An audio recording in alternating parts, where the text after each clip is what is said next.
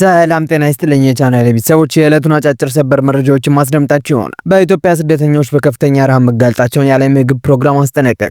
ቬንዙዌላዊቷ ፖለቲከኛ ማሪያ ኩሪና ማቻዶ የትራምፕን ተስፋ በማጨናገፍ የኖቤል ሽልማት ተሸላሚ ሆኑ። እነዚህን ሁለት አጫጭር ሰበር መረጃዎች በዝርዝር ማስደምጣችሁ ይሆናል። እስከ መጨረሻው አብራችሁን ቆዩ። የመንግስታቱ ድርጅት የምግብ መርሃ ግብር በኢትዮጵያ የሚገኙ ስደተኞች የረሃብ አደጋ ላይ መውደቃቸውን አስጠንቅቋል። ድርጅቱ የረሃብ አደጋው የጨመረው በገንዘብ እጥረት ምክንያት የምግብ ክፍፍሉን ለመቀነስ በመገደዱ መሆኑን ገልጿል። በጥቅምት ወር የዓለም የምግብ ፕሮግራም በኢትዮጵያ በ27 መጠለያ ጣቢያዎች ለሚገኙ 780 ሺህ ስደተኞች 60 በመቶ የነበረውን የምግብ ክፍፍል ወደ 40 በመቶ ዝቅ እንዲያደርግ መገደዱን አስታውቋል። ይህም ማለት እያንዳንዱ ሰው የሚያገኘው የምግብ እርዳታ በቀን ከ1000 ካሎሪ በታች ነው ሲል ተገልጿል። ከጎረቤት ሀገራት ከሱዳንና ደቡብ ሱዳን ግጭትን ሸሽተው የመጡ 70 ሺህ የሚሆኑ አዳዲስ ስደተኞች ብቻ በሚቀጥሉት 6 ወራት ሙሉ ራሽያን ያገኛሉ ብለዋል። አዲስ በሚገቡ ስደተኞች ረሃብና ከፍተኛ የተመጣጠነ ምግብ እጥረት ምጣኔ ከፍተኛ መሆኑን ድርጅቱ ገልጿል። የዓለም የምግብ ፕሮግራም የኢትዮጵያ ዳይሬክተርና ተወካይ ዝላታ ሚሊሲክ የማይቻል ምርጫ እየመረጥን ነው ብለዋል። በምንችለው ልክ ለበርካታ ስደተኞች ትርጉም ያለው መጠን የምግብ እርዳታ ለማቅረብ እየሞከር ነው። ይሁን እንጂ ገንዘብ የማናገኝ ከሆነ እነዚህ ቅነሳዎች ሙሉ ለሙሉ የምግብ ስርጭቱ እንዲቆም የሚያደርግ አሁን እየረዳናቸው ያሉ ህይወቶች አደጋ ላይ የሚጥል ነው ሲል ገልጸዋል። ይህ ወደፊት አደጋ አይደለም አሁን እየሆነ እንጂ እያንዳንዱ የምግብ ቅነሳ ህጻን ልጅ ረሃብ ላይ እየጣለ ነው። እናት ምግብ እንድትዘል የሚያስገድድ ቤተሰብ አፋፍ ላይ እንዲሆን የሚገፋፋ ነው ሲል ተጽዕኖን አብራርተዋል። የዓለም የምግብ መርሃ ግብር በሚቀጥሉ 6 ወራት የሰብአዊ ተልዕኮውን ለማስቀጠል በአስቸኳይ $230 ሚሊዮን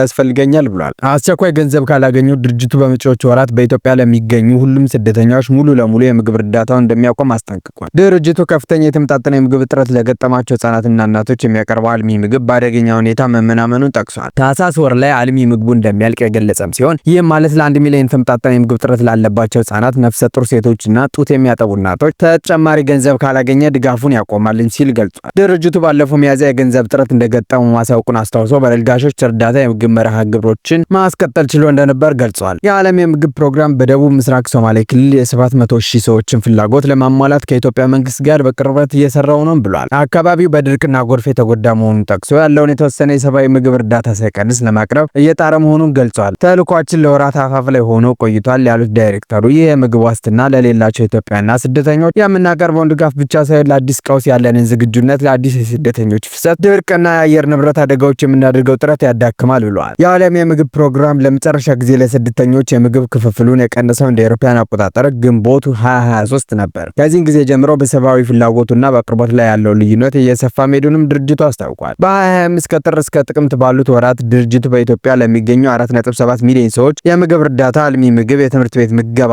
ሌሎች የመቋቋሚያ እንቅስቃሴዎችን መደገፉን ገልጿል። ከገንዘብ እጥረቱ ባሻገር በተለይም በአማራ ክልል የቀጠለውን የደህንነት እጦት የዓለም የምግብ ፕሮግራም የሰብአዊ ስራዎችን ማስተጓጎሉን እንደቀጠለውን ሲል ባወጣው መግለጫ ጠቅሷል። ቬንዙዌላዊቷ የተቃውሞ ፖለቲካ መሪ ማሪያ ኮሪና ማቻዶ የ25 የኖቤል የሰላም ሽልማት አሸናፊ ሆኑ። የቬንዙዌላ የተቃዋሚ ፖለቲካ መሪ የሆኑት ማሪያ ኮሪና ማቻዶ በሀገራቸው ዲሞክራሲያዊ መብቶችን በማቀንቀናቸውና ሀገራቸው ወደ ዲሞክራሲያዊ ሽግግር እንድታድግ በመታገላቸው የዚህ ዓመት የኖቤል ሽልማትን ማሸነፋቸው ኮሚቴው አስታውቋል። የተቃውሞ ፖለቲካ መሪዋ ማቻዶ ዶናልድ ትራምፕ በተደጋጋሚ ሽልማቱ እንደሚገባቸው ቢናገሩም በሀገራቸው ያለውን አምባገነን መንግስት በመታገላቸው ለሽልማት መብቃታቸው ተገልጿል። የኖቤል ኮሚቴ ሰብሳቢ ፖለቲከኛዋ ማሸነፋቸውን ሲገልጹ በ2025 የኖቤል የሰላም ሽልማት የኖቤል ኮሚቴ ሰብሳቢ ፖለቲከኛዋ ማሸነፋቸውን ሲገልጹ በ2025 የኖቤል የሰላም ሽልማት እየጨመረ በመጣው ጨለማ ውስጥ የዲሞክራሲ ነበልባል ለምታስቀጥል ሴት መሰጠቱን ተናግረዋል። አምባገነኖች ስልጣን ሲይዙ ተነስተው የሚገዳደሩ ልበ ሙሉ የነጻነት ጠበቃዎች እውቅና መስጠት ይገባል ሲሉም አክለዋል። ኮሚቴው ማሪያ ኮሪና ማቻዶ ከቅርብ ጊዜያት ወዲህ በላቲን አሜሪካ ካሉት እጅግ የተለዩ ተምሳሌቶች አንዷ በመሆን የኖቤል የሰላም ሽልማትን መሸለማቸውን ገልጿል። የኮሚቴው ሰብሳቢ በንግግራቸው ላይ ማቻዶ ዋና የአንድነት ምሳሌ ሆና ቆይታለች ብለዋል።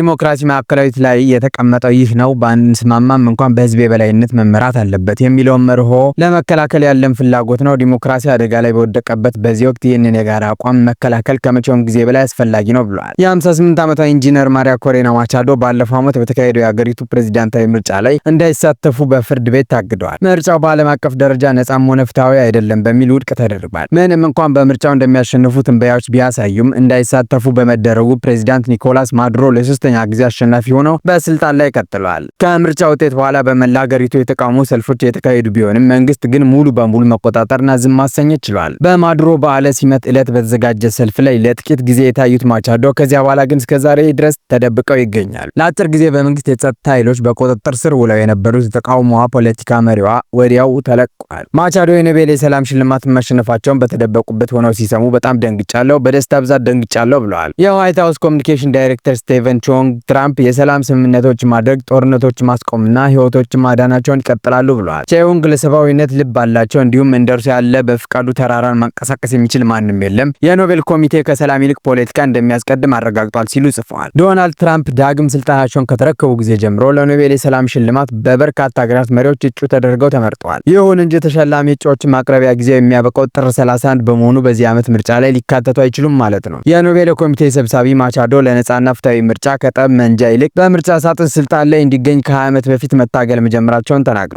አክለውም ለነጻነት ስትሰራ ዓመታትን አሳልፋለች ብለዋል። ኮሚቴው ለቬንዙዌላ ህዝቦች ዴሞክራሲያዊ መብቶችን በማስፈንና ፍትሃዊና ሰላማዊ አምባገነንነት ወደ ዲሞክራሲ ለማሸጋገር ባደረገችው ትግል ማሪያ ኮሬና ማቻዶ የኖቤል የሰላም ሽልማት እንደተሰጣት በመግለጫው ላይ ጠቅሷል። የኖቤል ኮሚቴ በዚህ ዓመት በተደጋጋሚ ሽልማቱ ይገባኛል ሲሉ የነበሩትን የአሜሪካው ፕሬዝዳንትን በመተው ቬንዙዌላ ላይ ማተኮር መርጧል። የኖቤል ሰላም ሽልማት አሸናፊ ከሜዳሊያና ምስክር ወረቀት ባሻገር 11 ሚሊዮን የስዊድን ክሮነር ወይም 1.2 ሚሊዮን ገደማ ተሸላሚ ይሆናል ተብሏል። የኖቤል ሽልማት በስዊድናዊ የፈጠራ ባለሙያ ሳይንቲስት የንግድ ሰው አልፍሬድ ኖቤል ነው የተመሰረተው። የኖቤል አሸናፊዎች ሽልማት ስነስርዓት የሚካሄደው አልፍሬድ ኖቤል በ1896 በሞተበት ቀን ታህሳስ 10 ይሆናል ማለት ነው። ለዕለቱ ያዘጋጀውላችሁ ሰበር መረጃ ይህን ይመስል ነበረ። እንደዚህ አይነት ሰበር መረጃዎች ማግኘት የምትፈልጉ ከሆነ ቻናሌን ሰብስክራይብ ማድረጋችሁን አትዘንጉ። ስለተከታተላችሁኝ አመሰግናለሁ።